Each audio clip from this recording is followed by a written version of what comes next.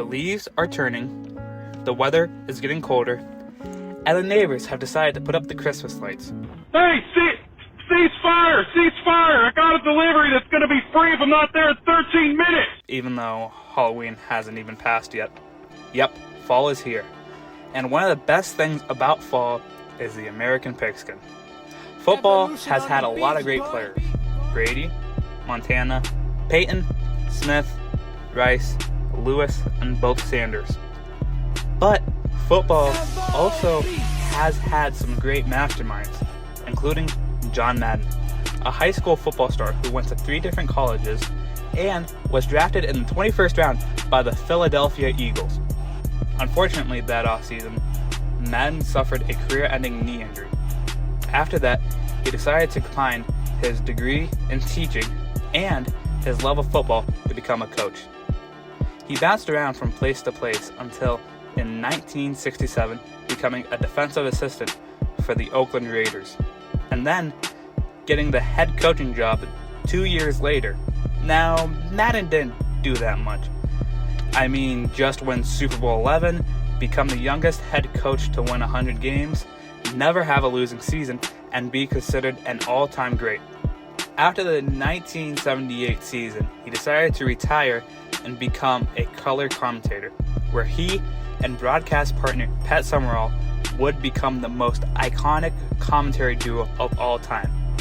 Madden would bring a lot to the game during this time, with his All-Madden team, use of interjections, turduckens, beard analysis, and baby buckets. What the hell? This is a father bucket, this is a mother bucket, and since the last game, they had a baby bucket.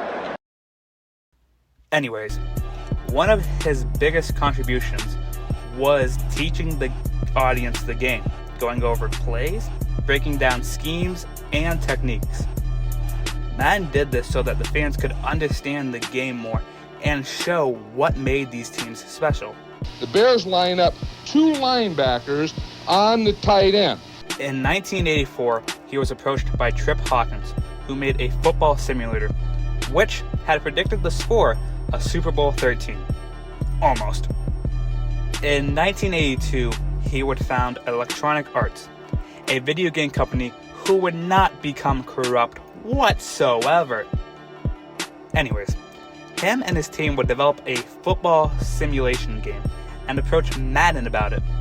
And in 1988, John Madden Football would release and change the sports landscape. And this is my story of growing up with the Madden series. So, my story doesn't start until 2010 with Madden 08 on the PS2. It was a hand-me-down from a family friend. It came with a bunch of games, including Madden 08, but I would remember not playing this game as much because I also had ESPN NFL 2K5. In Madden, I remember just playing 2 modes, Play Now and Skill Drill, which I think the latter is why I didn't play the game so much, because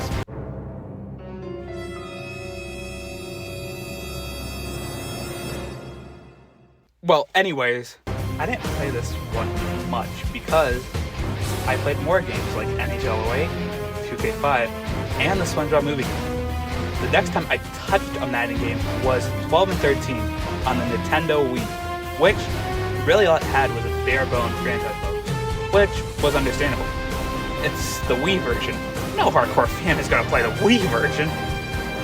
I remember always playing as the Steelers in franchise mode and making the Super Bowl each year because I was just that good. I also had it on the easiest mode in the game. I would sink a bunch of hours in this game until I got a PS3.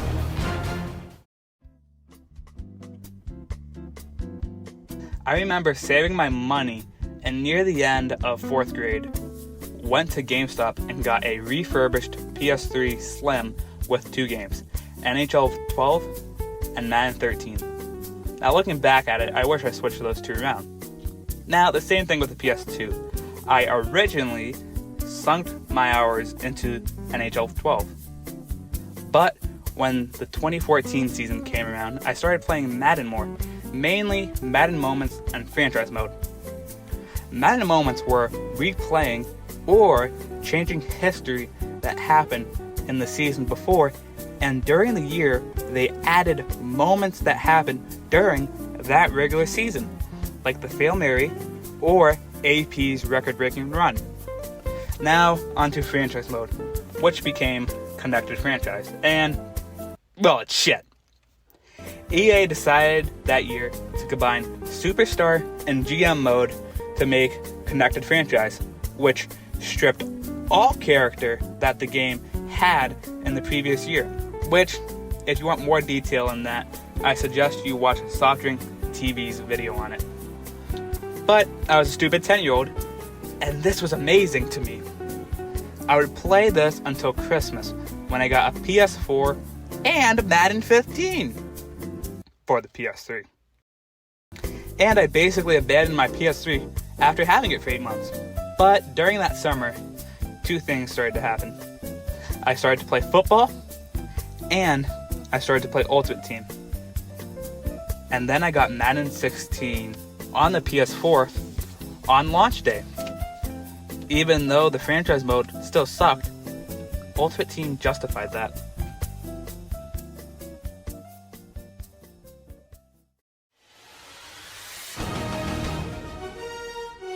The mode that year was deep. There were a lot of solo challenges at launch, like Journey, Chemistry challenges, and the Gauntlet. They also had a bunch of separate promos, with cards coming out basically every day. Even throughout the season, they had updated content with seasonal promos, more Gauntlet and Journey challenges, and Draft Champion. This year was the first year for the mode, and unlike in later years where you could fill out every position, you only had 15 rounds. And the positions weren't guaranteed, meaning if you passed up on an 84 Cam Newton, looks like you're using Josh McCown. But one of the highlights for me was the offseason. Now, after the Super Bowl, you'd think they'd pump the brakes. Well, no. They came out with a lot that offseason. Weekly promos like All Rookie, Movers, Final Edition, Campus Hero, and Ultimate Legends. They even still had big events like the Combine, Easter, and Draft Champion. Now, Madden 16's Ultimate Team had a lot, like Insane Pack Lock, Big Boy Packs, oh! a variety of cards that felt different, and stats that would go over 100. But the best thing the game had to offer that year were the golden tickets. They had been around in previous years, but there weren't many, maybe like 10. But that year, throughout the weekends of April and May, they had a card come out every day. Now, golden tickets are cards that players can create if you pull the golden ticket from packs, like Charlie and the Chocolate Factory. And the cards created that year were amazing. Cards like Herman Moore, Des Bryant, Bo Jackson, Johnny Manziel, etc. The mode in general was amazing, and what I and many consider the best year for Ultimate Team. The next year was a downgrade for the mode. Now, it wasn't bad, but compared to 16, yeah, it had no chance.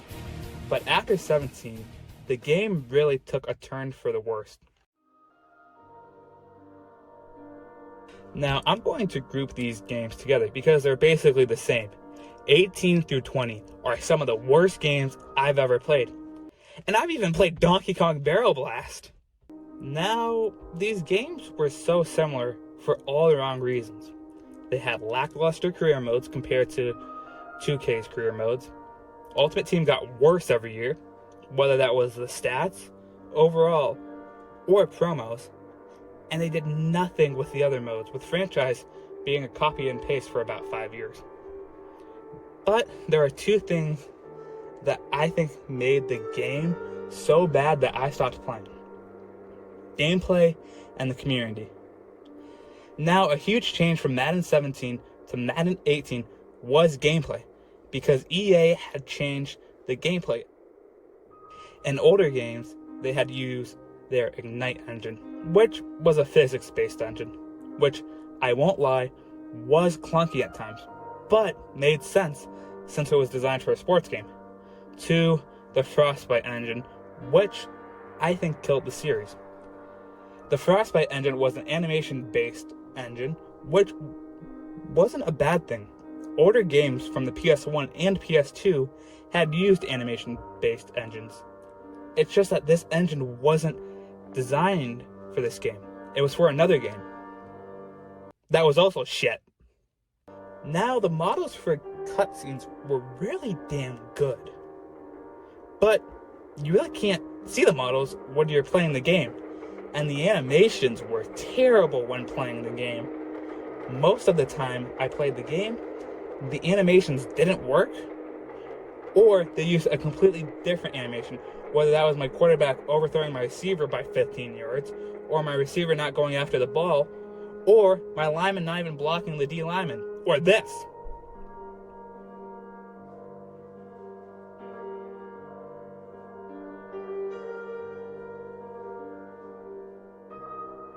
And a lot of time, this would frustrate me, and a lot of controllers were sacrificed because of this. Now, onto the community. Oh, I'm gonna get a lot of hate for this. Now, early in the PS4's life, I hadn't really seen much toxicity in the community. I mean, a lot of people didn't even know what an Ultimate Team was back then. You still had rage critters, and there were some toxic people, but like I said, there was a sense of peace and friendliness in the community. But as time went on, the game and the mode grew. I used to be one of the only people in my school who had Madden. Now everyone had it. And if you don't, check under your bed, they usually get lost under there. Now, game growing isn't a bad thing. It can lead to developers improving their games and making it better. But this is EA we're talking about. Now, the communities didn't feel like we had a sense of connection with each other anymore. It felt like people were at each other's throats on who had the better MUT team. You see, there's a problem when people are arguing about their MUT team instead of the football game we actually played right now. And it also stemmed to online. You don't know how many times in Madden 20 I played an online game and someone on mic was trash talking while they ran the same play over and over with a broken Eric Dickerson non-stop. God damn it! Fucking $300 fucking controller!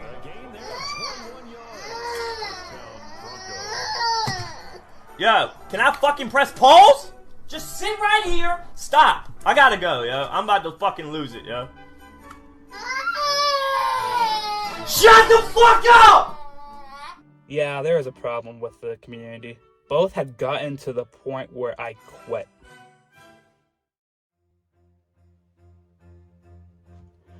I had noticed how much time this game was taking out of my life.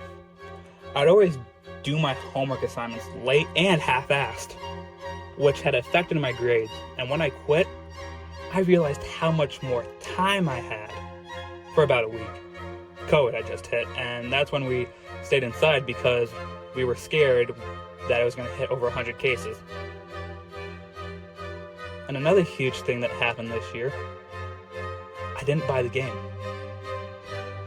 I didn't buy the next game at launch. Hell, I didn't even buy it at all. They improved nothing again. And I didn't want to waste my time and my $60. Now, looking at Madden today, it feels like they're doing patchwork. They're adding features that they say are new, but those features were either from older Maddens or they're from other EA games. And some things weren't available at launch. Now, Ultimate Team has gotten better, promo-wise, but that does not justify buying the game. Hell, it feels like they're just taking small improvements. I played the free weekends for 22 and 23, and 23 is better than 22, but not by much. They're just taking the same small steps every year. But besides all the problems, the goal of Madden was to teach the player the game of football and how it works. And even though the game is a form of shell of itself, it's still doing what it's supposed to do.